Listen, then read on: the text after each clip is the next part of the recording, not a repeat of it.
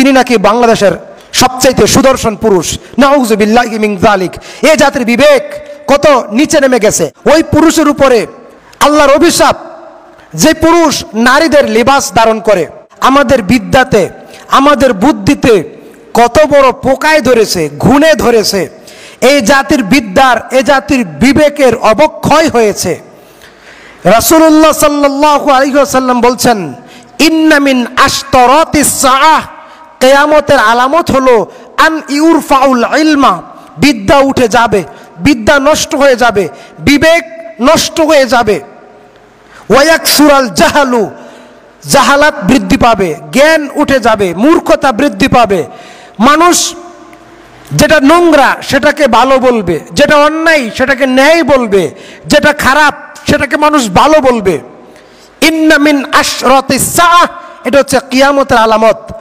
রাসূল সাল্লাল্লাহু আলাইহি ওয়াসাল্লাম বলছেন, লাআনাল মুখান্নাসিনা মিনার রিজালি ওয়াল মুতারাজ্জিলাতি মিনান নিসাই, ওই পুরুষের উপরে আল্লাহর অভিশাপ, যে পুরুষ নারীদের লিবাস ধারণ করে।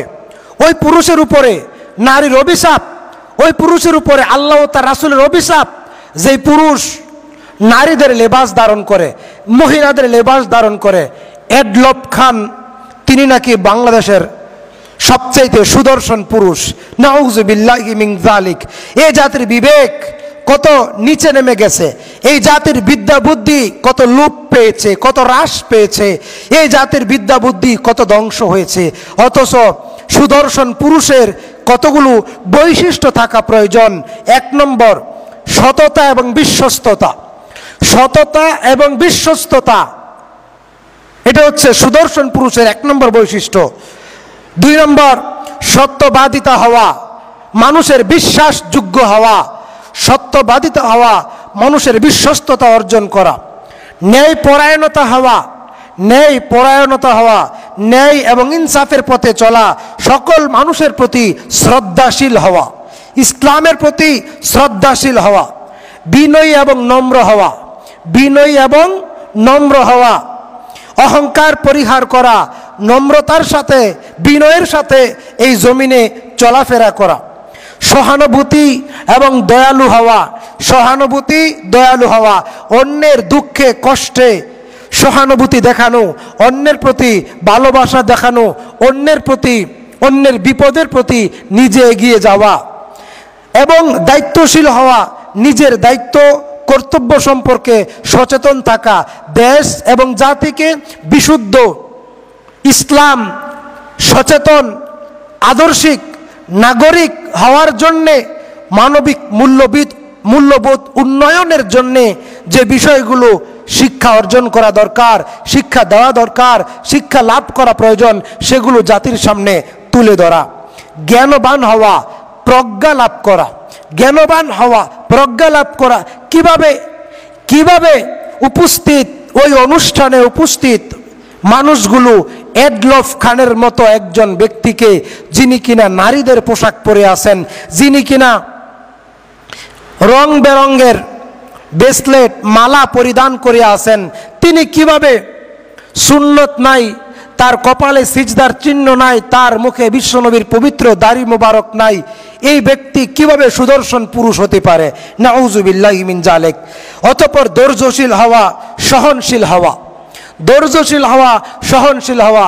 রাসূল সাল্লাল্লাহু আলাইহি ওয়াসাল্লাম বলেছেন, সিনফানে মিন আহলিহিন নার লাম আরাহুমা কওমুম মাআহুম কাসিয়াতুন কাআযনাবিল বাকার ইয়াদরিবুনা বিহান নাস।